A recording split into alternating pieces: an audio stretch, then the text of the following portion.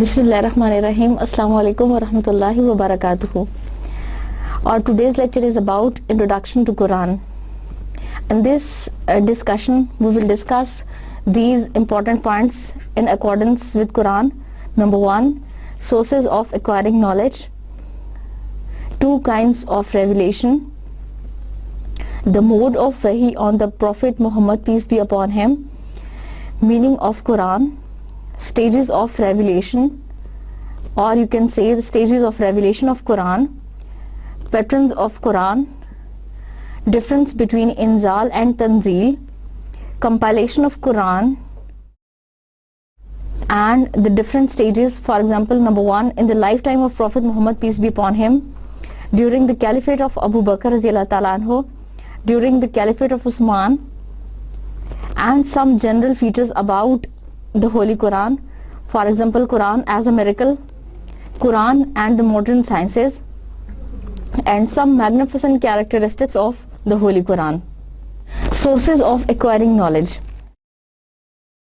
Number one, when Allah subhanahu wa ta'ala has chosen the human beings and He has not left him going astray, but Allah subhanahu wa ta'ala has chosen different sources of acquiring knowledge for human being. There are different ways to acquire knowledge. For example, number one, the senses of a human being. The most important factor or the most important source of acquiring knowledge, that is the reason, or you can say the first one is known as the senses of a human being. For example, the smell, to taste, or to eat, or to drink. These are the different senses of a human being through which he can acquire knowledge.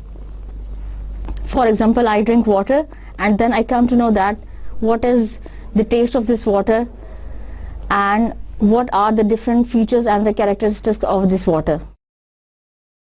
The second source through which a human being can acquire knowledge, that is the reason.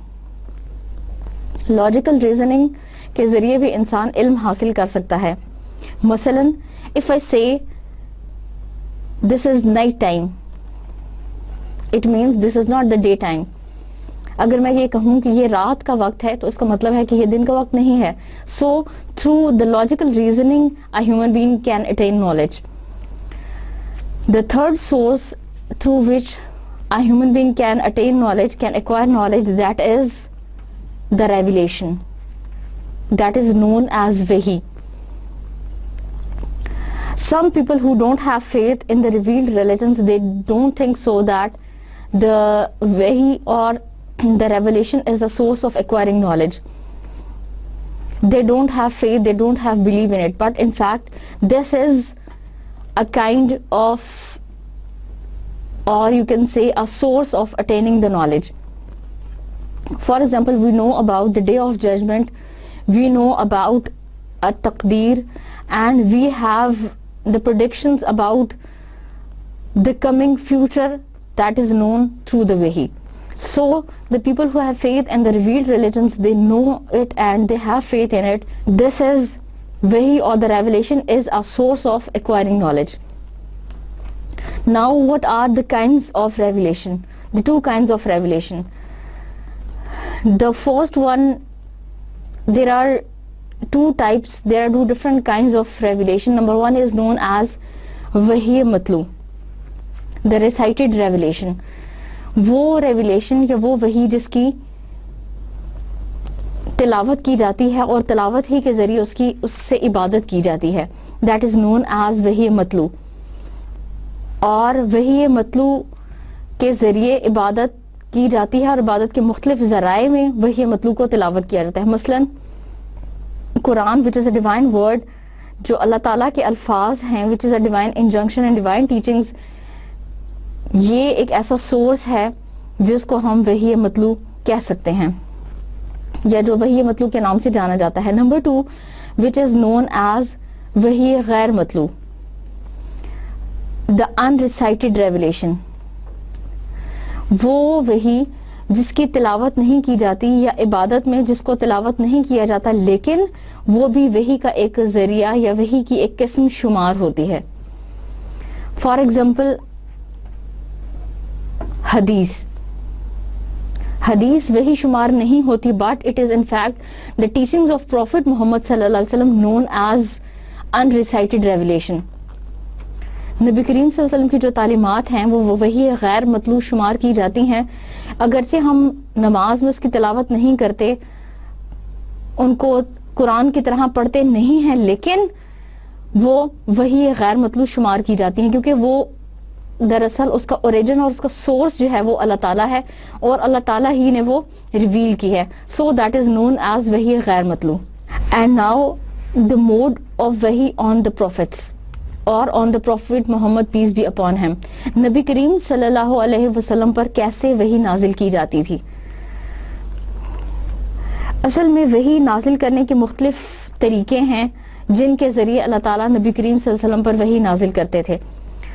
Number 1, سب سے پہلا source the buzzing sound of honey bees or the chiming sound of bells. نبی کریم صلی اللہ علیہ وسلم پر جب وحی نازل کی جاتی تو انہیں وحی کے نزول کے ساتھ ہی گھڑی کے یا گھنٹی کے ٹن ٹنانے کی آواز آتی تھی. And that was the hardest form of revelation. نبی کریم صلی اللہ علیہ وسلم پر سب سے زیادہ مشقت طلب یہی وقت ہوتا تھا جب نبی صلی اللہ علیہ وسلم پر گھڑی کے ٹمٹمانے کی انداز میں وحی نازل کی جاتی. اور حدیث کی مختلف نریشن سے پتہ چلتا ہے کہ نبی کریم صلی اللہ علیہ وسلم پر جب اس فارم میں وحی نازل کی جاتی تو آپ کو سخت جاڑے کے موسم میں, سخت گرمی کے موسم میں پسینہ آنے لگتا, اور آپ جس اونٹ پہ سوار ہوتے آپ کے وزن اور آپ کے بوجھ کی وجہ سے وہ بیٹھ جاتا.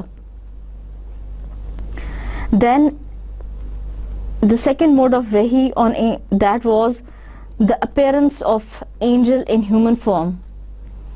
حضرت جبریل علیہ السلام جب وحی لے کر آتے تو وہ انسان کی شکل میں آپ کے سامنے نمودار ہوتے, اور نبی کریم صلی اللہ علیہ وسلم کے صحابہ میں سے حضرت دحیہ کلبی کی فارم میں, ان کی صورت میں حضرت جبریل علیہ السلام اکثر وحی لے کر نازل ہوتے.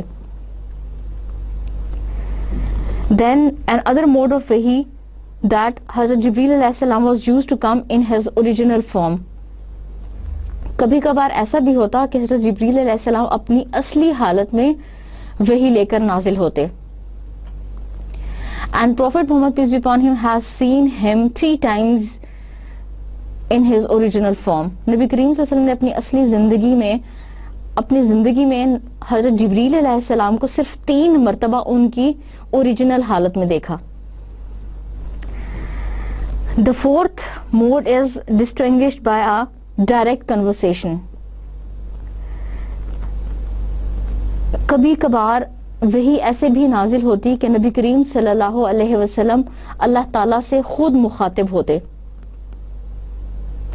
اور نبی کریم صلی اللہ علیہ وسلم اور اللہ کے درمیان صرف ایک حجاب, ایک پردہ ہوتا جس سے نبی کریم صلی اللہ علیہ وسلم اللہ تعالیٰ کی آواز سنتے.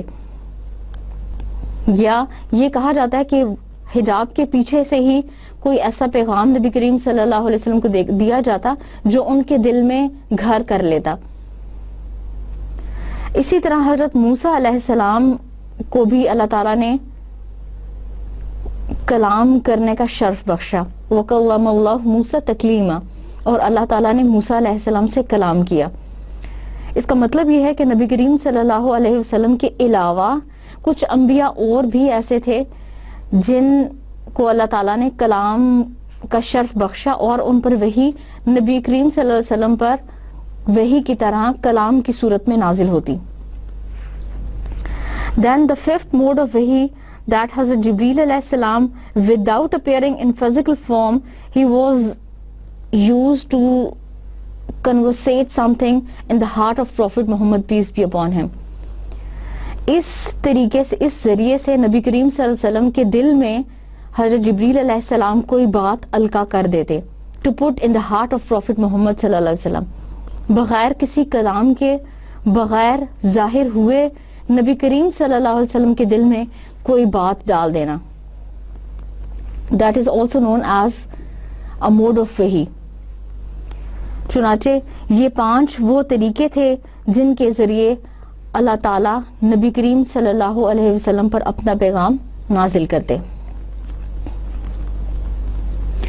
اور انہی اقسام میں سے ایک ہے کہ فرشتے کا نبی کریم صلی اللہ علیہ وسلم کے سامنے کسی چیز کو دہرانا یہاں تک کہ وہ چیز نبی کریم صلی اللہ علیہ وسلم کو یاد کروا دینا. And that is known as the beginning of the revelation of the Holy Quran.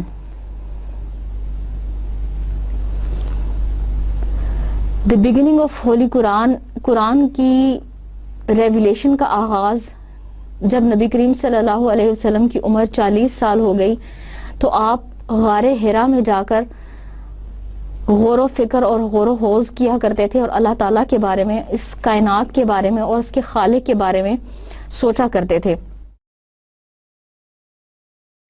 اور ایک بہت اہم چیز جو نبی کریم صلی اللہ علیہ وسلم کو توحید کے بارے میں غور و خوض کرنے پر مجبور کرتی وہ بتوں کی پوجا تھی.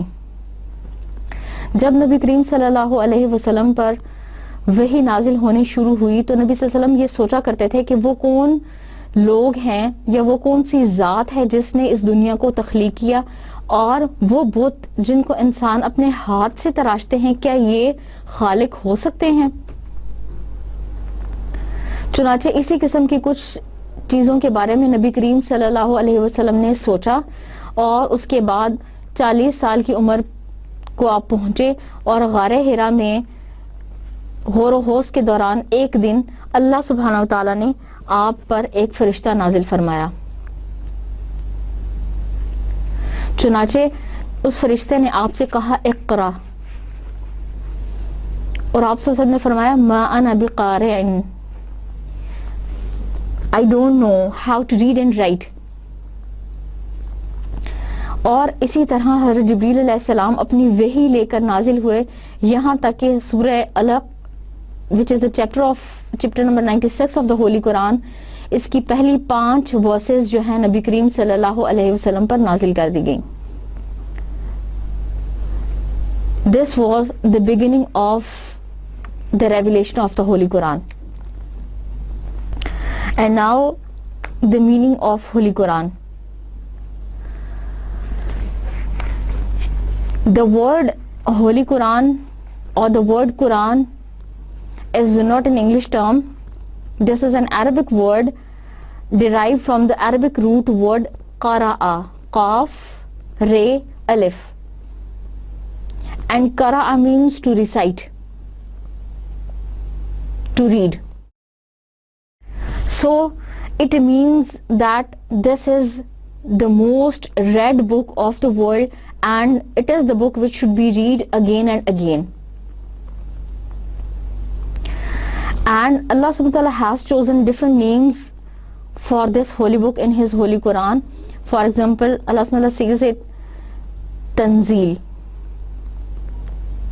Al-Furqan, Al-Kitab, Ash-Shifa. These are the different names of Holy Quran which are mentioned in the Holy Quran.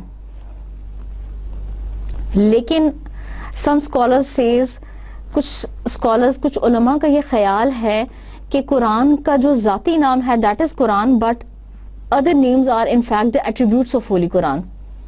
کہ قرآن کا ذاتی نام تو قرآن ہی ہے لیکن باقی جو نام اللہ تعالیٰ نے ذکر کیے ہیں جیسے الکتاب، الشفا، فرقان، یہ قرآن کے نام نہیں بلکہ قرآن کی مختلف صفات پر بحث کرتے ہیں. یہ الفاظ قرآن کی مختلف صفات سے تعلق رکھتے ہیں. چنانچہ ان کا خیال ہے کہ یہ قرآن کی صفات ہیں جبکہ قرآن کا ذاتی نام قرآن مجید ہے. جیسے کہ اللہ تعالیٰ نے خود قرآن میں ارشاد فرمایا اِنَّا نَحْنُ نَزَّلْنَا عَلَيْكَ الْقُرْآنَ تَنزِيلًا، and it is we who have revealed this holy book to you in stages.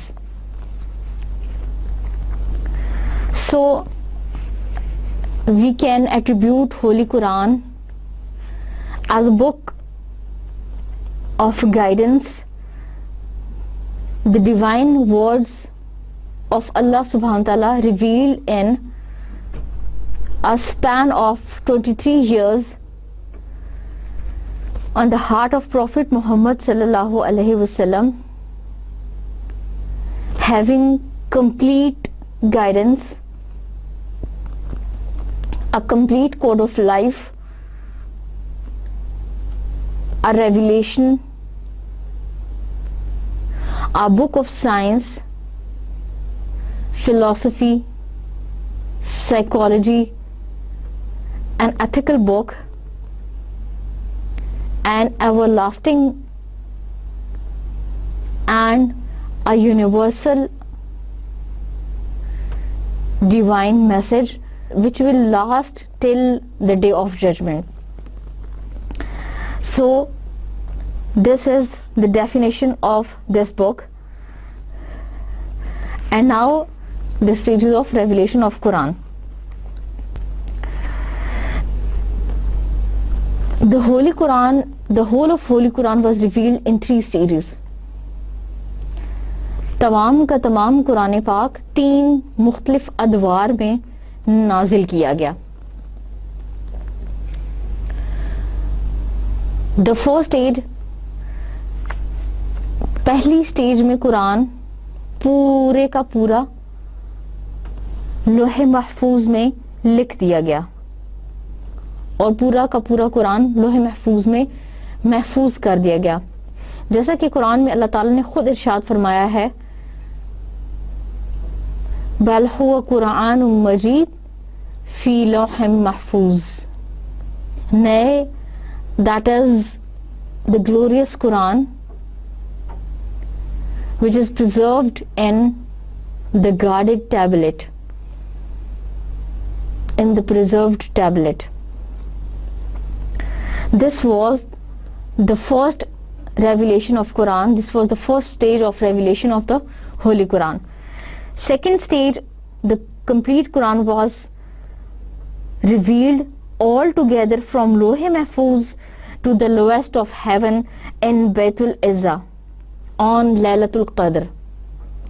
Laylatul Qadr کی رات میں اللہ تعالیٰ نے پورے کا پورا قرآن لوح محفوظ سے بیت العزہ جو سب سے آخری آسمان ہے اس کی چھت پر اللہ تعالیٰ نے تمام قرآن اکٹھا نازل کر دیا. یہ قرآن کی وحی کی دوسری سٹیج تھی, دوسرا دور تھا. اور اس کے بارے میں اللہ تعالیٰ فرماتے ہیں Verily we have sent it down in the night of Al-Qadr. جیسے اللہ سبحانہ تعالیٰ نے کہا اِنَّا أَنزَلْنَاهُ فِي لَيْلَةٍ مُبَارَكَةٍ, اور ایک اور جگہ اللہ تعالیٰ ارشاد فرماتے ہیں اِنَّا أَنزَلْنَاهُ فِي لَيْلَةِ الْقَدْر. یہ دوسرے دور کی ریویلیشن کے بارے میں ہے. تیسری ریویلیشن کی یہ سٹیج تھی کہ اللہ تعالیٰ نے پورے کا پورا قرآن بیت العزہ سے سب سے آخری آسمان کی چھت سے نبی کریم صلی اللہ علیہ وسلم کے دل پر قرآن کو نازل کیا. نبی کریم صلی اللہ علیہ وسلم کے اوپر قرآن کو نازل کیا, اور اس تیسری سٹیج نے آلموسٹ 23 سال کا عرصہ لیا. یعنی 23 سال کے عرصے میں نبی کریم صلی اللہ علیہ وسلم پر اللہ تعالیٰ نے تھوڑا تھوڑا کر کے ضرورت کے مطابق, حالات کے مطابق, واقعات کے مطابق اور نبی صلی اللہ علیہ وسلم کے دل کو پختہ کرنے کے لیے تھوڑا تھوڑا کر کے قرآن کو نازل کیا. And this third stage took 23 years in completion. اور اسی کے بارے میں اللہ تعالیٰ نے کہا ہے verse number 23 سورہ number 76 Verily it is we who have sent down the Quran to you, O Muhammad, peace be upon him, by stages.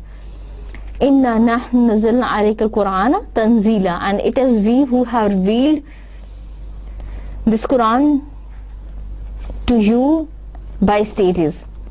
اور ہم نے یہ قرآن تم پر تھوڑا تھوڑا کر کے نازل کیا. اس کے بعد ہم پڑھیں گے patterns of Quran. Patterns of Quran سے مراد ہے قرآن کی ترتیب. اس سے مراد یہ ہے کہ قرآن کس ترتیب میں نازل ہوا, قرآن کی آیات کی ترتیب کیا ہے, اور آج کل کی ترتیب کو کیا کہا جاتا ہے. قرآن کی ترتیب دو طرح کی ہے. پہلی ترتیب کو ہم نزولی ترتیب کہتے ہیں. نزولی ترتیب یہ وہ ترتیب ہے جس ترتیب پر قرآن پاک اپنی اصلی حالت میں نازل ہوا. مثلا سورہ علق سب سے پہلے نازل ہونے والی سورت ہے. سورہ علق کی پہلی 5 آیات سب سے پہلے اللہ تعالیٰ نے نازل کی, اگرچہ یہ قرآن میں 96 نمبر پر ہے, لیکن سب سے پہلی نازل ہونے والی سورت سورہ علق ہی ہے. چنانچہ نزولی اعتبار سے یا نزولی ترتیب سے قرآن کی سب سے پہلی سورت سورہ علق ہے,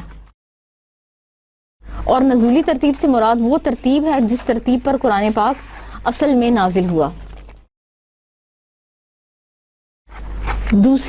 قرآن کی دوسری قسم کی ترتیب توقیفی ترتیب کہلاتی ہے. توقیفی ترتیب سے مراد وہ ترتیب ہے جس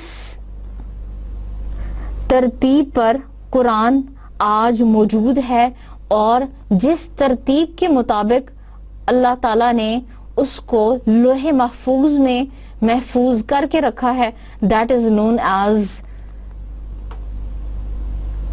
توقیفی ترتیب. چنانچہ توقیفی اور نزولی ترتیب میں یہ فرق ہے کہ نزولی ترتیب تو وہ ترتیب ہے جس ترتیب پر قرآن نازل ہوا, اگرچہ وہ توقیفی ترتیب سے مختلف ہے. اور توقیفی ترتیب وہ ہے جس ترتیب پر, جس انداز میں اور جس آرڈر میں قرآن آج موجود ہے. مثلا سب سے پہلے بسم اللہ الرحمن الرحیم, سورہ فاتحہ کے بعد سورہ بقرہ, اور سورہ بقرہ کے بعد آگے مختلف صورتیں. چنانچہ یہ ترتیب جو لوح محفوظ میں جس انداز میں ہے اور جس انداز میں قرآن مجید آج موجود ہے, یہ اس کو ہم توقیفی ترتیب کہتے ہیں. اور یہ ترتیب نبی کریم صلی اللہ علیہ وسلم نے خود بتائی ہے, اور نبی کریم صلی اللہ علیہ وسلم کو اس ترتیب کے بارے میں بھی دراصل وحی کی گئی ہے.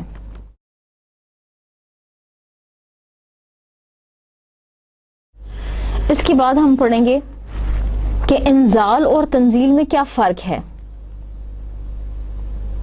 What is the difference between انزال and تنزیل. اگر لفظی اعتبار سے دونوں الفاظ کو دیکھا جائے تو دونوں الفاظ انزال اور تنزیل نزلہ سے نکلے ہیں, اور نزلہ کا مطلب ہے بھیجنا. لیکن قرآن نے اپنی مختلف ترتیب کے لیے مختلف الفاظ استعمال کیے ہیں. جیسے کہ اللہ تعالیٰ نے بتایا, ایک جگہ اللہ تعالیٰ نے قرآن میں ارشاد فرمایا, Verily we have revealed it in the night of لیلۃ القدر. اور ایک جگہ اللہ تعالیٰ فرماتے ہیں, The revelation of this book is from Allah, the Almighty and All-Wise. چنانچہ ان الفاظ سے پتہ چلا کہ انزال اور تنزیل کے لفظ میں کچھ فرق ہے. انزال سے مراد ہے کہ قرآن اکٹھا مکمل ایک جگہ پر نازل ہونا, اور اس کے لیے قرآن نے ارشاد فرمایا ہے, اِنَّا أَنزَلْنَاهُ فِي لَيْلَةِ الْقَدْرِ, اور ہم نے اس قرآن کو تقدیر والی رات میں نازل کیا. چنانچہ اس انزال سے پتہ چلتا ہے کہ یہ قرآن تمام کا تمام اکٹھا ایک وقت میں لیلۃ القدر کو اللہ تعالیٰ نے نازل فرما دیا. جبکہ تنزیل سے مراد ہے تھوڑا تھوڑا کر کے نازل کرنا، مختلف سٹیجز میں نازل کرنا، اور حالات کے مطابق، واقعات اور ضرورت کے مطابق مختلف ادوار میں قرآن نازل کرنا۔ اس کے لیے جو قرآن نے لفظ استعمال کیا ہے وہ ہے تنزیل، جیسے کہ اللہ تعالیٰ نے قرآن میں ارشاد فرمایا اِنَّا نَحْنُ نَزَّلْنَا عَلَيْكَ الْقُرْآنَ تَنزِيلًا۔ چنانچہ اس سے یہ بھی پتہ چلتا ہے کہ قرآن مختلف سٹیجز میں نازل کیا گیا۔ کاتبین وحی سے کیا مراد ہے؟ کاتب کا لفظ کاتبہ سے نکلا ہے، اور کاتبہ کا مطلب ہے لکھنا۔ چنانچہ کاتبین وحی سے مراد وہ لوگ ہیں جنہوں نے قرآن پاک کو لکھنے کی ذمہ داری ادا کی۔ کچھ لوگوں کے ذہن میں ایک کنفیوژن ہے، ایک سوال ہے کہ قرآن تو نبی کریم صلی اللہ علیہ وسلم کی زندگی میں نہیں لکھا گیا، اور نبی کریم صلی اللہ علیہ وسلم کی وفات کے بعد لکھا گیا۔ مثلا اگر آپ انٹرنیٹ کھولیں تو آپ کو مختلف قسم کی ویب سائٹس ایسی ملیں گی جو مختلف قسم کی انفارمیشن دیتی ہیں اور یہ بتاتی ہیں کہ قرآن نبی کریم صلی اللہ علیہ وسلم کی زندگی میں نہیں لکھا گیا، that the holy Quran was not compiled during the lifetime of Prophet Muhammad peace be upon him۔ اور اس لفظ کمپائل کی وجہ سے بہت سے لوگ بہت کنفیوز ہو جاتے ہیں اور بہت سے مشکلات اور پریشانیوں کا شکار ہو جاتے ہیں۔ چنانچہ کمپائل کا مطلب ہوتا ہے جمع کرنا، اکٹھا کرنا، ٹو رائٹ، ٹو کلیکٹ۔ چنانچہ اگر ہم کمپائل کا یہ مطلب سمجھیں کہ قرآن کو اکٹھا کرنا یا جمع کرنا، تو قرآن نبی کریم صلی اللہ علیہ وسلم کی زندگی میں جمع ہو چکا تھا، اور نبی کریم صلی اللہ علیہ وسلم نے ایک وقت میں اپنی زندگی میں جب قرآن لکھنے سے منع کیا تو وہ قرآن لکھنے سے دراصل منع نہیں کیا تھا، بلکہ نبی صلی اللہ علیہ وسلم نے حدیث کو لکھنے سے منع کیا، کیونکہ اس وقت میں حدیث بھی نازل ہو رہی تھی اور قرآن بھی۔ چنانچہ نبی کریم صلی اللہ علیہ وسلم کو یہ خدشہ تھا کہ کہیں ایسا نہ ہو کہ لوگ قرآن اور حدیث کو ایک دوسرے سے مکس کر دیں، انہیں سمجھ نہ آئے کہ قرآن کیا ہے اور حدیث کیا ہے۔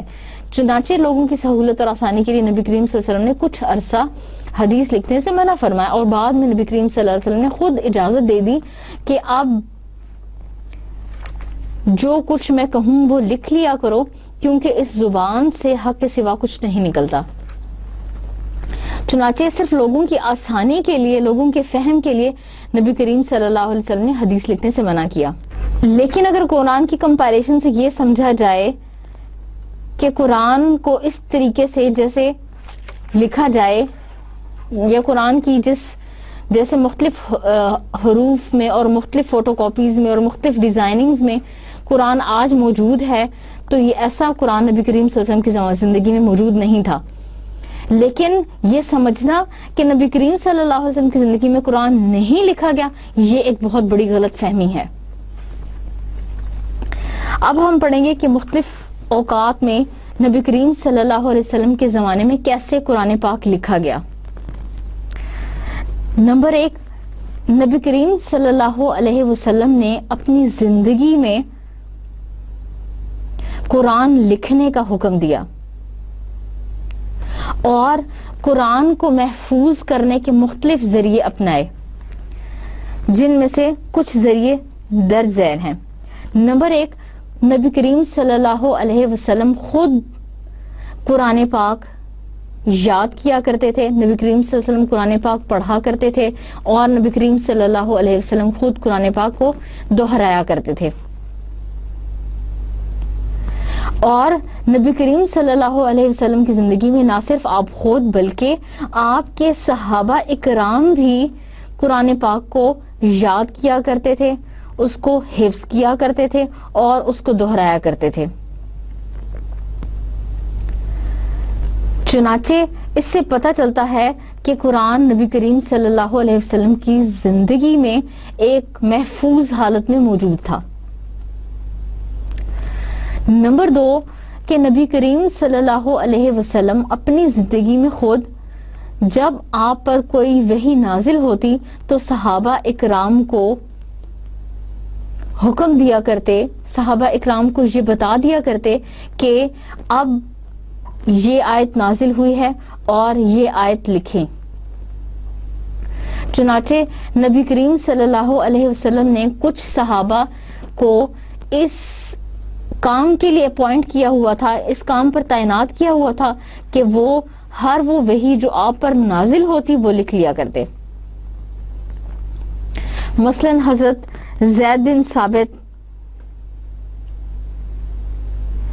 حضرت عمر رضی اللہ تعالیٰ عنہ، حضرت علی، حضرت عثمان، حضرت ابو بکر صدیق، اسی طرح ابی ابن کعب، زبیر بن عوام، حضرت معاویہ، مغیرہ بن شعبہ، خالد بن ولید، ثابت بن قیس اور ابان ابن سعید ایسے صحابہ ہیں جو کاتبین وحی کے نام سے یا کاتبین وحی کے لقب سے مشہور ہیں. ان میں سے کچھ صحابہ تو ایسے تھے جو نبی کریم صلی اللہ علیہ وسلم کے ساتھ پورا دن رہتے، اور جب یہ کسی کام کے لیے ضروری کام سے جاتے تو اپنے بعد کسی اور صحابی کو نبی کریم صلی اللہ علیہ وسلم کے پاس چھوڑ جاتے کہ تاکہ وہ نبی کریم صلی اللہ علیہ وسلم سے ماخوذ تمام احادیث اور اس کے علاوہ جو نئی وحی ان پر نازل ہو وہ لکھ لیں.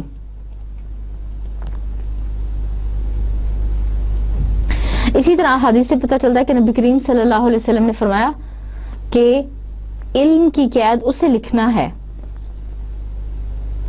چنانچہ جب بھی کوئی آیت آپ صلی اللہ علیہ وسلم پر نازل ہوتی، آپ صحابہ اکرام کو یہ بتا دیتے کہ اب یہ آیت نازل ہوئی ہے، یہ آیت قرآن میں فلاں جگہ پر آئے گی، فلاں آیت سے پہلے، فلاں آیت کے بعد اور فلاں نمبر پر اس آیت کو لکھ لو.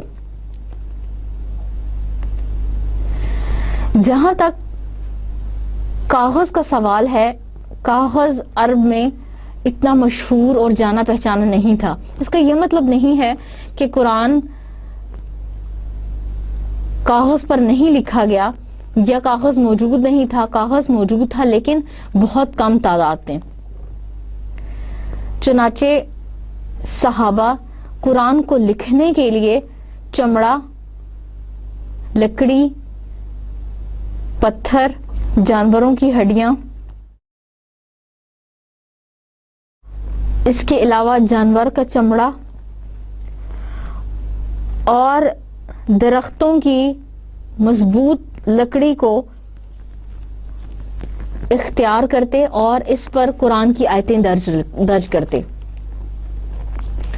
اس کے علاوہ قرآن کو محفوظ کرنے کی ایک شکل یہ بھی تھی کہ بہت سے صحابہ نے اپنی رہنمائی کے لیے اور اپنے لیے، اپنے ذاتی استعمال کے لیے انفرادی طور پر بہت سی قرآن کی آیات لکھ رکھی تھی.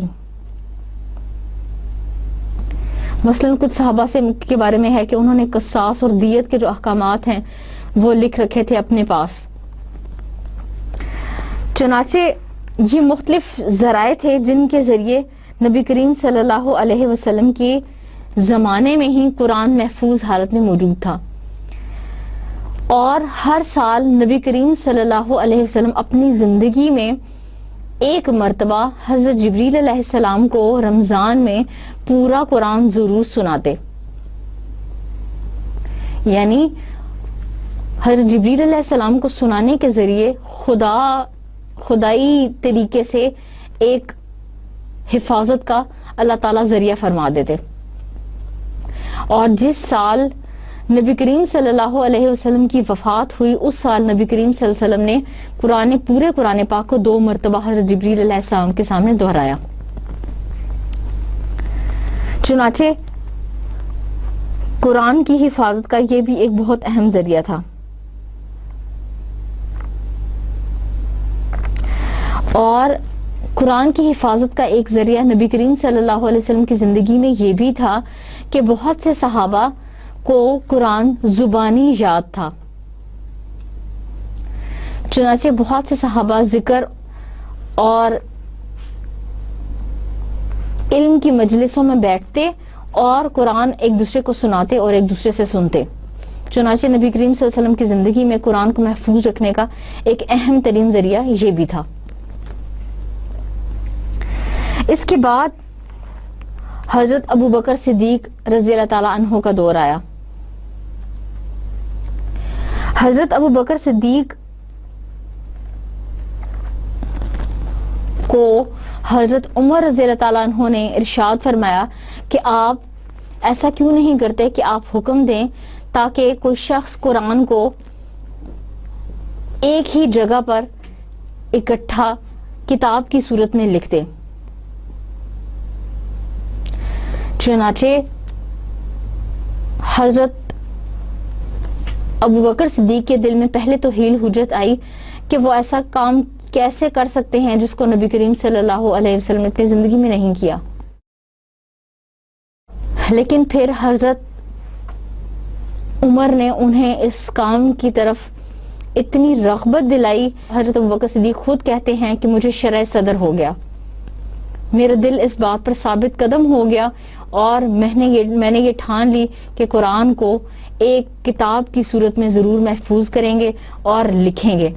چنانچہ انہوں نے حضرت زید بن ثابت کی یہ ڈیوٹی لگا دی اور حضرت زید بن ثابت کو یہ حکم دے دیا کہ وہ اب اس ذمہ داری کو نبھائیں گے اور تمام قرآن کو ایک کتاب کی شکل میں لکھی ہوئی حالت میں جمع کرنے پر کام کریں گے. چنانچہ حضرت زید بن ثابت مختلف آیات کو مختلف جگہوں سے ڈھونڈتے اور لکھی ہوئی آیات کو دیکھنے کے بعد پھر صحابہ اکرام سے سنتے اور مختلف جگہوں سے اس کی تصدیق کرنے کے بعد, اس کے وٹنس ملنے کے بعد, مختلف قسم کی نشاندہی ہونے کے بعد ایک ایک آیت کو کنفرم کرتے, ایک ایک آیت کی جگہ کے بارے میں صحابہ اکرام سے سوال کرتے. اگر کسی کے پاس کوئی لکھا ہوا نسخہ موجود ہوتا تو وہاں سے دیکھتے, اور اگر لکھا ہوا نسخہ موجود نہ ہوتا تو حفاظ اکرام جو قرآن کو یاد کرتے تھے ان سے پوچھتے. چنانچہ مختلف قسم کی تصدیق کرنے کے بعد اس کو ایک خاص جگہ پر ایک خاص ترتیب میں ہر آیت کو انہوں نے لکھا اور قرآن کو ایک جگہ پر جمع کرنے کا فریضہ ادا کیا. اور حضرت زید بن ثابت نے یہ ذمہ داری اکیلے ادا نہیں کی بلکہ انہوں نے اس کام کو نبھانے کے لیے مختلف صحابہ سے بھی مدد لی. چنانچہ مختلف صحابہ کی مدد سے انہوں نے ایک ایسا نسخہ تیار کر لیا, ایک ایسا اتھینٹک نسخہ تیار کر لیا جس پر تمام کا اتفاق, تمام صحابہ کا, تمام لوگوں کا اتفاق تھا کہ قرآن اسی ترتیب میں موجود ہے. اور اس کی تصدیق کرنے کے بعد انہوں نے اس کی ایک کاپی کروا کے حضرت حفصہ جو حضرت عمر رضی اللہ تعالیٰ عنہ کی بیٹی تھی اور نبی کریم صلی اللہ علیہ وسلم کی زوجہ مطہرہ تھی, ان کو ان کے حوالے کر دی. اور یہ اتھینٹک کاپی جو ہے حضرت حفصہ کے پاس رہی. ان کے بعد حضرت عثمان رضی اللہ تعالیٰ عنہ کے دور میں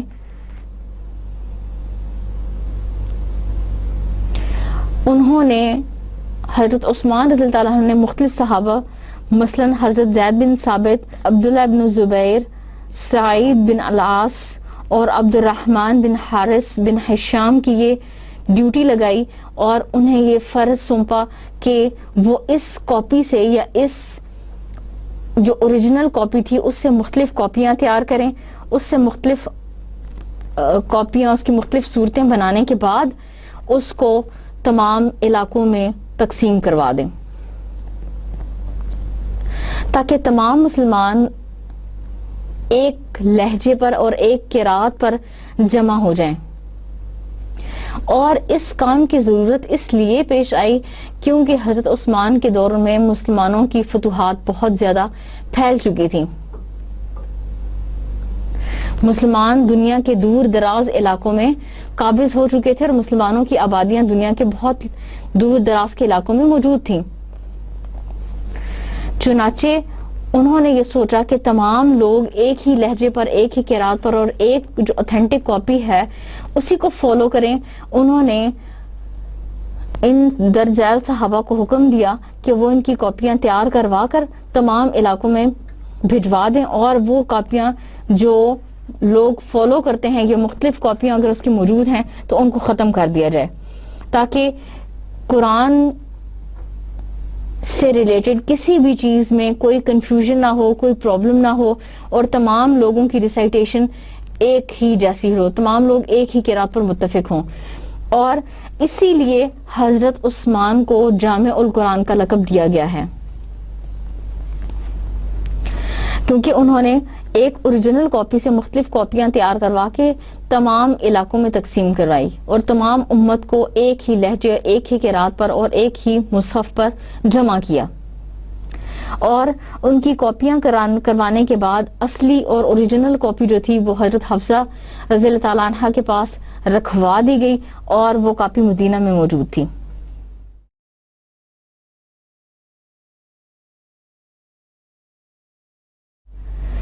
اس کے بعد ہم پڑھیں گے کانٹینٹس آف قرآن.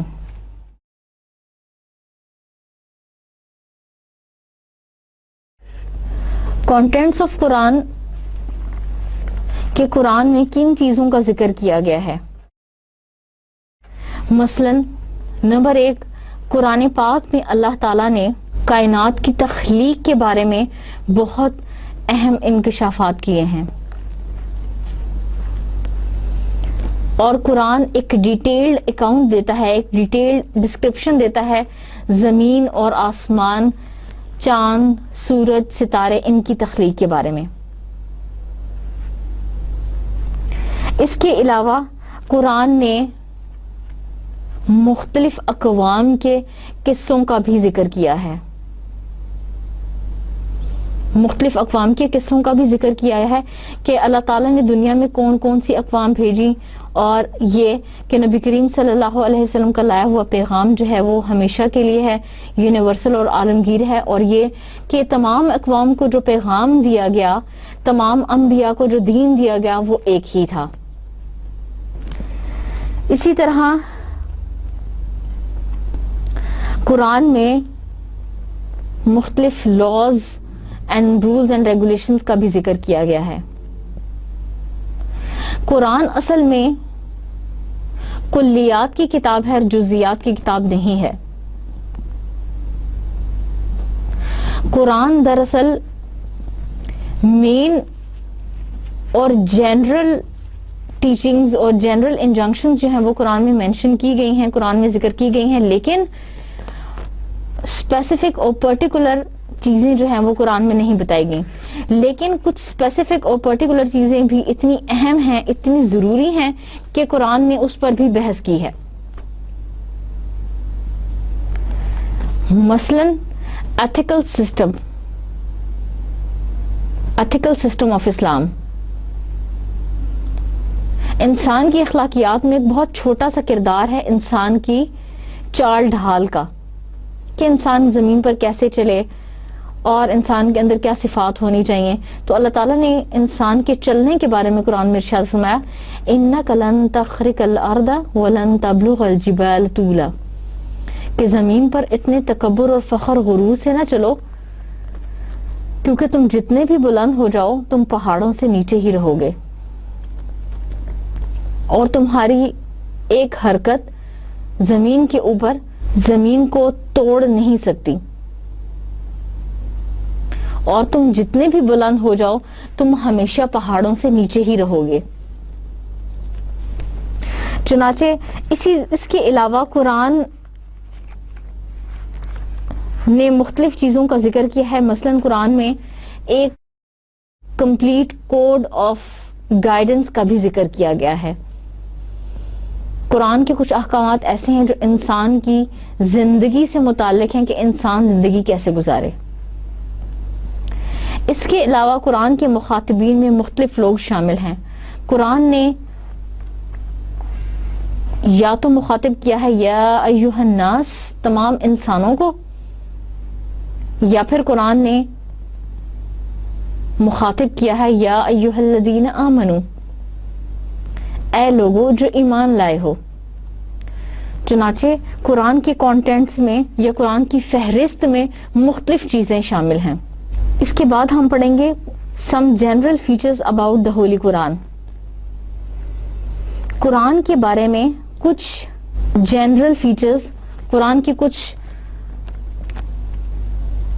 عمومی خصوصیات. مثلا قرآن کی ہر تیسری آیت توحید پر بیس کرتی ہے. توحید سے مراد ہے اللہ تعالیٰ کی وحدانیت پر ایمان لانا، یعنی اللہ تعالیٰ کی ذات پر، اللہ تعالیٰ کی ذات کے ایک کامل ہونے پر ایمان لانا. اس سے یہ بھی پتہ چلتا ہے کہ توحید اسلام کا ایک بہت بڑا اہم اور بنیادی عقیدہ ہے. اس کے علاوہ اگر قرآن کی ایک بہت بڑی خصوصیت یہ ہے کہ قرآن کا ایک لفظ بھی باطل نہیں ہے. اور اگر کوئی انسان کسی پریشانی یا مصیبت میں مبتلا ہے اور اپنی اس پریشانی کا حل وہ قرآن کے کانٹیکسٹ میں، قرآن کے سیاق و سباق میں تلاش کرنا چاہتا ہے، تو اس کو ایک دانا اور بینا دماغ چاہیے اور دل چاہیے جو سوچ سکے. اور یہ ممکن نہیں ہے کہ اسے کوئی کنفیوژن ہے، کوئی پرابلم ہے، کوئی مشکل ہے اور قرآن اس کا حل نہ دیتا ہو. اور یہ چیز یہ ظاہر کرتی ہے، یعنی قرآن انسان کی نہ صرف اجتماعی مشاکل اور مصائب کا حل پیش کرتا ہے، بلکہ قرآن انسان کو انفرادی طور پر بھی رہنمائی بخشتا ہے. اور قرآن انفرادی مسائل کے لیے بھی ویسے ہی جامع ہے جیسے اجتماعی مسائل کے لیے. اور قرآن کے الفاظ یہ ظاہر کرتے ہیں، یہ بتاتے ہیں کہ یہ ایک معجزہ ہے. This book is a miracle. This book is divine. قرآن کے الفاظ کا چناؤ، قرآن کے الفاظ کی ترتیب، قرآن کی آیات کی ترتیب، قرآن کی صورتیں، قرآن کی صورتوں کی ترتیب، یہ تمام ایک ایسے آرڈر میں، ایک ایسی ترتیب میں موجود ہیں جو معجزہ ہیں. پھر قرآن کے الفاظ ایسے ہیں کہ وہ اپنی ذات میں معجزہ ہیں.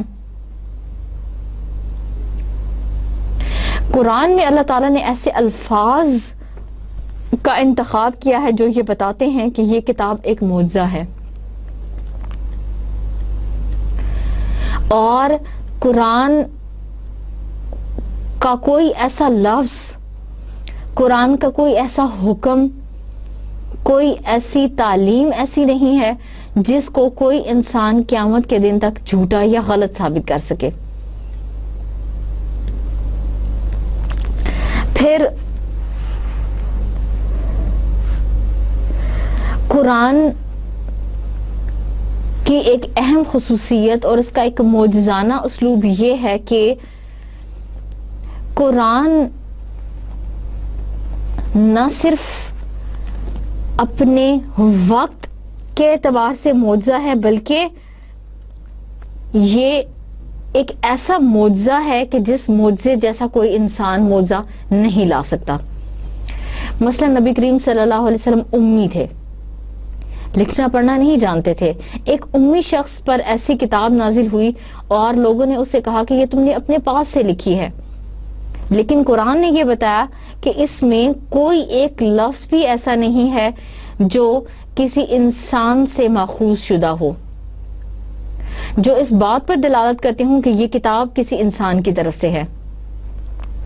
مثلا Quran speaks in first person, Quran first person کی سپیک میں بولتا ہے، بتاتا ہے.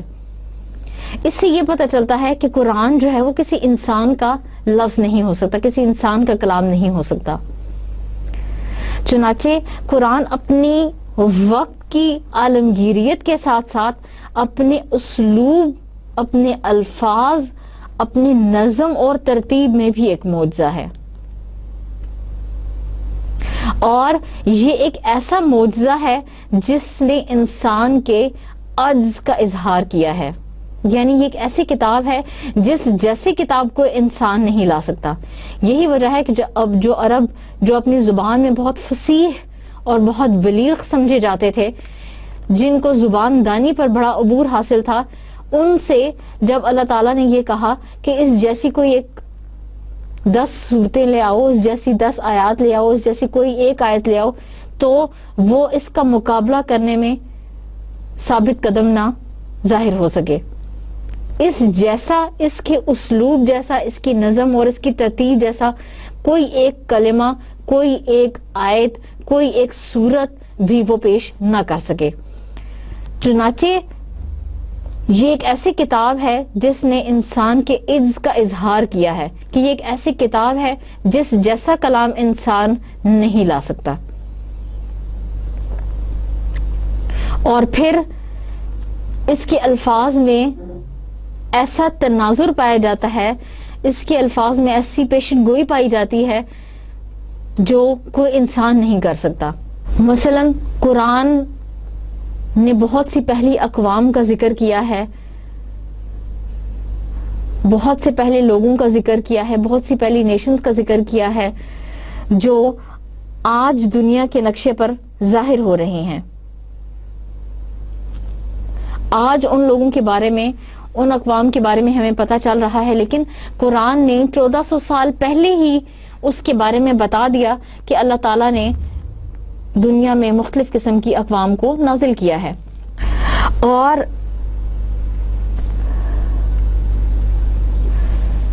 قرآن کا معجزہ ہونا سب سے بڑا اس بات سے ثابت شدہ ہے کہ اللہ تعالیٰ نے اس کی حفاظت کا ذمہ خود لیا ہے. اللہ سبحانہ وتعالیٰ کہتے ہیں اِنَّا نَحْنُ نَزَّلْنَا الذِّكْرَ وَإِنَّا لَهُ لَحَافِظُونَ، بے شک ہم ہی اس ذکر کے نازل کرنے والے ہیں اور ہم ہی اس کی حفاظت بھی کریں گے. چنانچہ یہی وجہ ہے اور یہی فرق ہے قرآن اور باقی کتب کے درمیان کہ قرآن کی ایک زیر، زبر، پیش، جزم، حروف، معنی، مطلب کسی بھی چیز میں 1400 صدیاں گزرنے کے بعد بھی کسی قسم کی کوئی تحریف اور تبدیل ممکن نہیں ہوئی. اور اللہ تعالیٰ نے خود اس کی حفاظت کا ذمہ لیا ہے. یہی وجہ ہے کہ آج کل کے زمانے میں بھی اگر ہم دیکھیں کہ مختلف لوگ جنہوں نے قرآن کو بدلنے کی، قرآن میں تبدیلیاں کرنے کی جو مختلف کوششیں کی، وہ ناکام ثابت ہوئے. اور یہ کوشش مختلف لوگ نہ صرف اب کر رہے ہیں بلکہ نبی کریم صلی اللہ علیہ وسلم کے زمانے میں بھی انہوں نے کوشش کی، نبی صلی اللہ علیہ وسلم کے بعد بھی، حتیٰ کہ آج تک کے زمانے میں وہ لوگ جو اس کے معجزہ ہونے کے بارے میں انکار کرتے ہیں اور اس کے معجزے ہونے پر اعتماد نہیں رکھتے، اس کو تبدیل کرنے کی کوشش کرتے ہیں، لیکن چونکہ اس کی حفاظت کا ذمہ اللہ تعالیٰ نے لیا ہے، وہ اس میں ایک حرف بھی تبدیل نہیں کر سکے. اور قرآن کا معجزہ ایسے بھی ثابت ہے کہ یہ ایک کمپلیٹ گائیڈنس ہے، ایک مکمل ضابطہ حیات ہے. کسی انسان کی زندگی میں کسی قسم کی کوئی کمی بیشی ہو، کسی قسم کی اسے رہنمائی چاہیے، وہ قرآن میں موجود ہے. مثلا انسان کا اکنامیکل سسٹم کیسا ہونا چاہیے، political teachings, family life, social life, different aspects جو انسان کی زندگی کے ہیں وہ قرآن نے کھول کر بیان کر دیے ہیں. So it guides the human beings in all the statuses, in all the aspects of a human being's life. انسان کی زندگی کی تمام قسم کی رہنمائی جو ہے وہ اس کو مہیا کرتی ہے. جبکہ پرانی جو کتابیں تھیں ان میں ایک تو یہ کمی تھی کہ وہ ایک خاص وقت کے لیے تھیں اور خاص وقت کے بعد وہ ختم ہو گئیں. اور آج کل کے زمانے میں اگر ان میں سے کوئی کتاب موجود بھی ہے وہ یا تو ٹرانسلیشنز ہیں یا وہ تحریف شدہ کتابیں ہیں, اور ان میں سے کوئی بھی ایسی کتاب نہیں ہے جو جامع ہو, جس میں تمام حوالے سے گفتگو کی گئی ہو, جس میں تمام حوالے سے انسان کے لیے رہنمائی مہیا کی گئی ہو. لیکن یہ خصوصیت صرف قرآن کی ہے کہ اللہ تعالیٰ نے اسے تمام طریقے سے مکمل کیا ہے, اور یہ کہ یہ کتاب دنیا کی بہترین کتاب ہے. ہر وہ انسان جو اس سے رہنمائی حاصل کرنا چاہتا ہے, چاہے وہ مسلمان ہے, چاہے وہ کرسچن ہے, چاہے وہ جو ہے, چاہے دنیا کے کسی مذہب سے, کسی نسل سے اس کا تعلق ہے, اگر وہ اس سے ہدایت حاصل کرنا چاہتا ہے, اس سے رہنمائی حاصل کرنا چاہتا ہے, تو وہ اس سے ضرور رہنمائی حاصل کرے گا.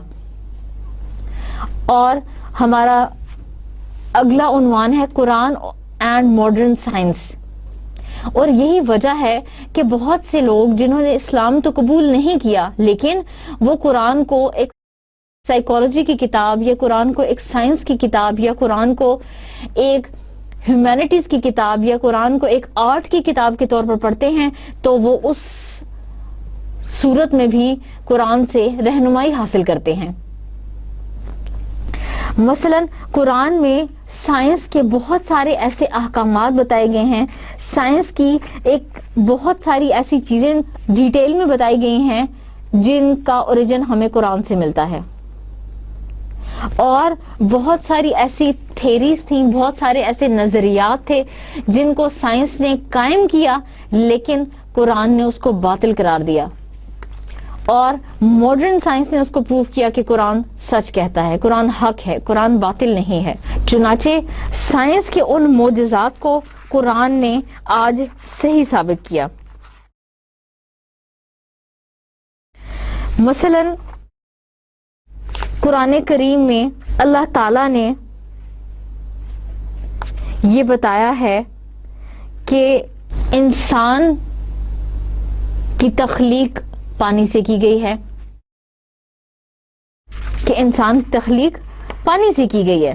مثلا قرآن کی آیت نمبر 30,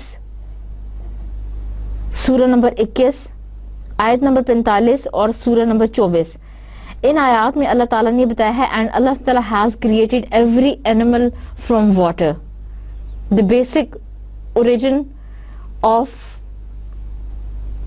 life is water.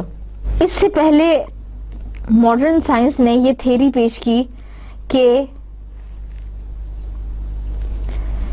انسان کی زندگی کی جو بنیاد ہے وہ اسپونٹینیس جنریشن پہ ہے, اور اسی تھیری کو سب سے پرائر سمجھا جاتا تھا, اور اسی تھیری کو سب سے زیادہ امپورٹنس دی جاتی تھی کہ انسان کی زندگی کی بیس اسپونٹینیس جنریشن پہ ہے. لیکن قرآن نے کہا نہیں, اس انسان کی زندگی کی بنیاد پانی پر ہے. چنانچہ سائنس نے جب اس ایسپیکٹ سے دیکھا اور اسے پروف کرنے کی کوشش کی, تو بعد کے زمانے میں یہ آ کے پتہ چلا 1850s میں لوئس پاسچر نے ریسرچ کی بیکٹیریل سائنس پہ, اور اس نے یہ تھیری نکالی کہ واقعی ہی پانی ہی ہر انسان کی, ہر زیرو کی جو اس دنیا پہ موجود ہے, اس کی زندگی کا باعث پانی ہے. اسی طرح قرآن نے بہت سے احکامات دیے ہیں نیچرل ریسورسز کی امپورٹنس پہ, اور یہ کہ انسان کو کوئی حق نہیں پہنچتا کہ وہ اس کو ضائع کرے. مثلا قرآن میں اللہ تعالیٰ نے کہا ہے ظہر الفساد فی البر والبحر بما کسبت ایدی الناس. Allah SWT says in verse number 41, surah number 30, rottenness has appeared on land and sea because of what the hands of men have earned, that Allah may give them a taste of some of their deeds in order that they may turn back from evil.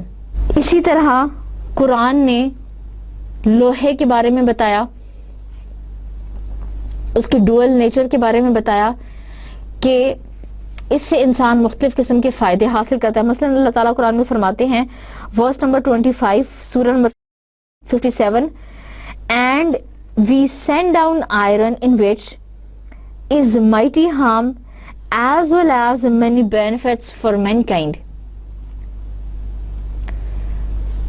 ہم نے لوہے کو تخلیق کیا, اس میں کچھ نقصان بھی ہے اور انسانوں کے لیے بہت سے فائدے بھی ہیں.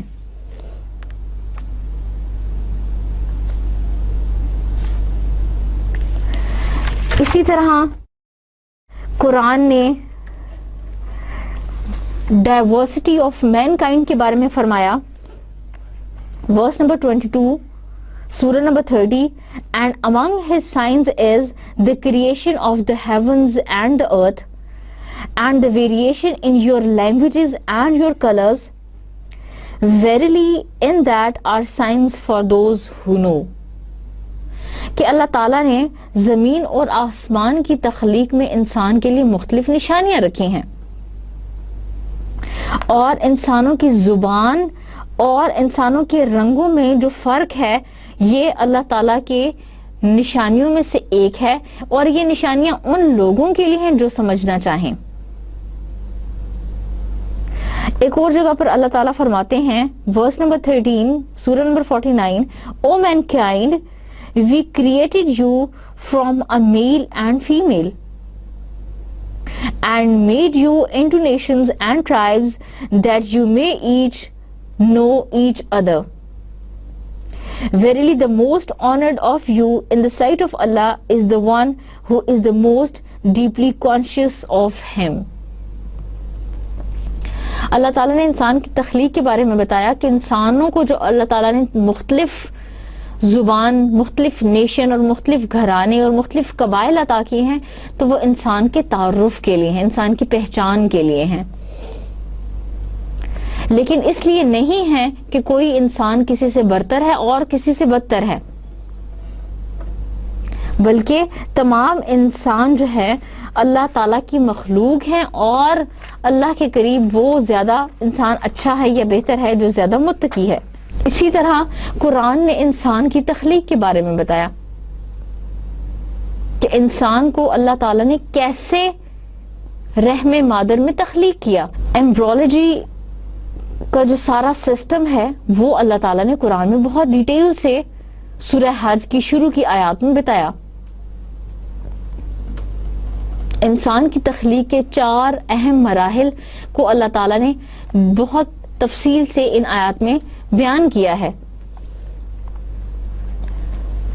اسی طرح اگر ہم میٹرولوجی کی بات کریں, the study which deals with the atmosphere, the condition of clouds, اور موسم کے بارے میں جتنی predictions کی جاتی ہیں that is known as meteorology. اس کے بارے میں اللہ تعالیٰ نے یہ فرمایا ہے قرآن میں then the winds raise clouds, کہ ہوائیں جو ہیں وہ clouds بناتی ہیں, ہوائیں جو ہیں وہ بادل کی تخلیق کا ذریعہ ہیں. اور آج ماڈرن سائنس بھی یہی کہتی ہے کہ ہوا جو ہے اس سے بادل بنتے ہیں اور بارش برستی ہے. اور اللہ تعالیٰ کہتا ہے and then the winds raise clouds, then he spread them and makes them dark, then you see the drops issue from the midst of them.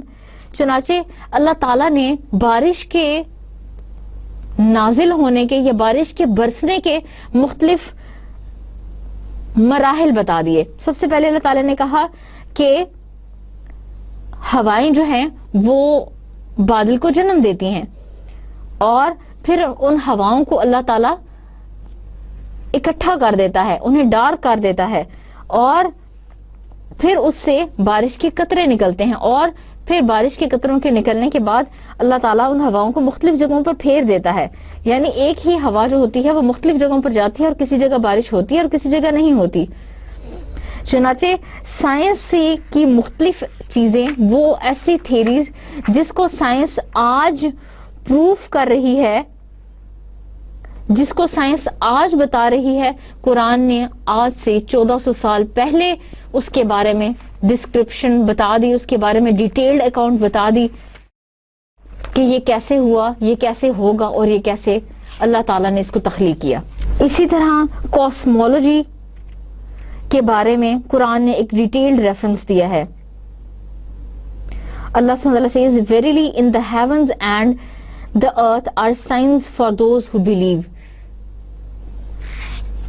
In another verse, Allah subhanahu wa ta'ala says, has there not been over man a long period of time when he was not yet a thing thought of? اور science کی مختلف fields کے بارے میں اللہ تعالیٰ نے قرآن میں بہترین طریقے سے اس کی ڈیٹیلڈ اکاؤنٹ جو ہے وہ اللہ تعالیٰ نے پیش کی ہے. اس کے بعد ہم آخر میں پڑھیں گے سم magnificent characteristics of holy Quran. قرآن کی کچھ شاندار اور خاص ایسی خصوصیات جو صرف اور صرف اللہ تعالیٰ نے قرآن میں رکھی ہیں، دنیا کی کسی اور کتاب میں موجود نہیں ہیں. یہ خصوصیات درج ذیل ہیں. Number 1، Allah has described the noble Quran with a number of magnificent characteristics of which Ibn Qudama mentioned 8 in points. ابن قدامہ نے 8 ایسے پوائنٹس، ایسی کیریکٹرسٹکس، ایسی کوالٹیز اور ایسے کیریکٹرسٹکس کا ذکر کیا ہے کہ یہ 8 وہ خصوصیات ہیں جو اللہ تعالیٰ نے صرف قرآن کو دی ہیں اور دنیا کی کسی کتاب کو نہیں دی. Number 1، that it is clear and makes clear the laws and reports which it contains. یہ کتاب بہت مبین ہے، یہ کتاب روشن اور واضح ہے، اور وہ احکامات اور وہ چیزیں جن کو یہ بیان کرتی ہیں یا جن کی پروڈکشن کرتی ہے، جس کی یہ پیشن گوئی کرتی ہے، وہ بھی بہت واضح ہیں. قرآن کی سب سے پہلی خصوصیت یہ ہے کہ یہ مبین ہے، یہ واضح اور روشن کتاب ہے. Number 2، that it is Allah's firm rope, Hablullah, that is, it is the solid contract which Allah made a reason for reaching himself and the attainment of success by his grace. ابن قدامہ کہتے ہیں کہ قرآن کی دوسری اہم خصوصیت یہ ہے کہ قرآن حبل اللہ ہے، اللہ کی رسی ہے، کہ اگر کوئی شخص، اگر کوئی انسان اللہ تعالیٰ کی ذات سے جڑنا چاہتا ہے، اللہ تعالیٰ کی طرف رجوع کرنا چاہتا ہے، تو اس کے لیے ضروری ہے کہ وہ اس کتاب کا علم حاصل کرے، کیونکہ اس کتاب کے علم کے بغیر انسان اللہ تک نہیں پہنچ سکتا. Number 3, that it consists of distinct chapters, muhkamat, each distinct from the other, perfected and preserved from any flaws and contradiction. قرآن کی تیسری انہوں نے یہ خصوصیت بیان کی کہ قرآن ایک محکم کتاب ہے. قرآن میں اللہ تعالیٰ نے ایسے احکامات بیان کیے ہیں جو بہت واضح ہیں اور وہ بہت پرفیکٹ ہیں. اللہ تعالیٰ نے ان کو خود مکمل کیا ہے اور اللہ تعالیٰ نے خود ان کو حفاظت کیا ہے، اور وہ کسی قسم کی نقص اور کسی قسم کی عیب سے پاک ہے. The fourth one, that it consists of clear verses, ayat al-bayyinat, which are clear and obvious signs indicating Allah's unique unity, the perfection of his attributes and the goodness of his laws. ابن قدامہ کہتے ہیں کہ قرآن کی چوتھی یہ خصوصیت ہے کہ قرآن آیات بینات پر مبنی ہے، اور قرآن کی آیات اتنی واضح ہیں کہ یہ اللہ تعالیٰ کی یونیک یونٹی، اللہ تعالیٰ کے پرفیکٹ ایٹریبیوٹس اور اللہ تعالیٰ کی مکمل ذات اور اللہ تعالیٰ کی وحدانیت پر دلیل کرتی ہیں، اور یہ بتاتی ہیں کہ اللہ تعالیٰ نے جو بھی احکام نازل کیے ہیں، اللہ تعالیٰ نے جو بھی قوانین بنائے ہیں، وہ مکمل، جامع اور واضح ہیں. 5ویں خصوصیت ابن قدامہ نے بتائی ہے that it contains clear and obscure verses, آیات محکمات والمتشابہات. The clear being that whose meaning is clear and the obscure being those whose meaning is hidden. And this does not contradict point number 3 above, because the clarity there refers to perfection and protection from flaws and contradiction, while here it refers to the clarity of meaning. It is obscure and is referred back to the clear. All of it will become clear. اور قرآن میں محکم آیتوں، مبین واضح آیتوں کے علاوہ ایک تعداد آیات کی ایسی بھی ہے جو obscure ہے، hidden ہے. محکم کے علاوہ ایک تعداد متشابہات کی بھی ہے کہ قرآن میں کچھ ایسی بھی آیتیں ہیں جس کا واضح حکم یا اس کا واضح مطلب بعض اوقات سمجھ میں نہیں آتا، چنانچہ اللہ تعالیٰ اس کو بعد میں واضح کرے گا، یا اللہ تعالیٰ اس کے بعد میں کیا احکامات ہیں وہ اس کو واضح کرنا اللہ تعالیٰ کی ذمہ داری ہے. اور یہ تیسرے پوائنٹ کے ساتھ کانٹراڈکٹ نہیں کرتا، اس کے متضاد نہیں ہے، کیونکہ یہ آیات مثلاً جیسے سائنس کے بارے میں ہم نے بات کیا کہ بہت ساری چیزیں جو آج سے پہلے سائنس میں معلوم نہیں تھیں، جن کو سائنس نے ثابت نہیں کیا، لیکن آج اس کو سائنس پروف کرتی ہے. مثلاً میڈیکل سائنس ہے یا پھر ایسٹرونومی ہے. تو قرآن کے وہ تمام احکامات واضح نہیں ہیں، کچھ احکامات ایسے بھی ہیں جو محکم ہیں جس کو آج شاید سائنس نہ جانتی ہو، لیکن آنے والے زمانے میں سائنس بھی جانے گی اور اس کو مانے گی بھی. قرآن کی ایک چھٹی قرآن کی حیثیت یہ ہے، یا قرآن کی ایک کیریکٹرسٹک یہ ہے that it is the truth, حق, that cannot be affected by falsehood from any direction.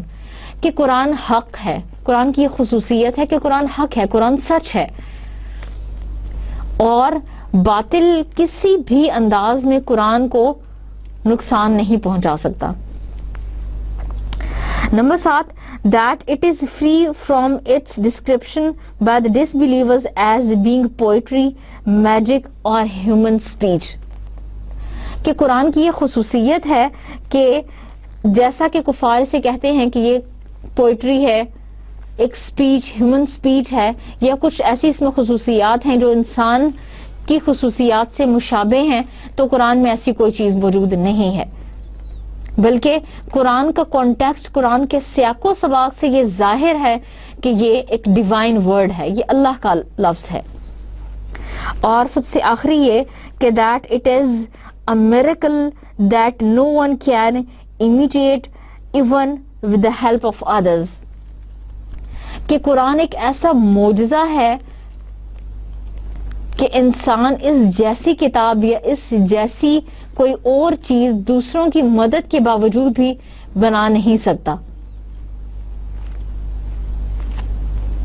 یعنی اپنے احکامات میں، اپنی نظم اور اپنی ترتیب میں، اپنے اسلوب میں، اپنے الفاظ میں،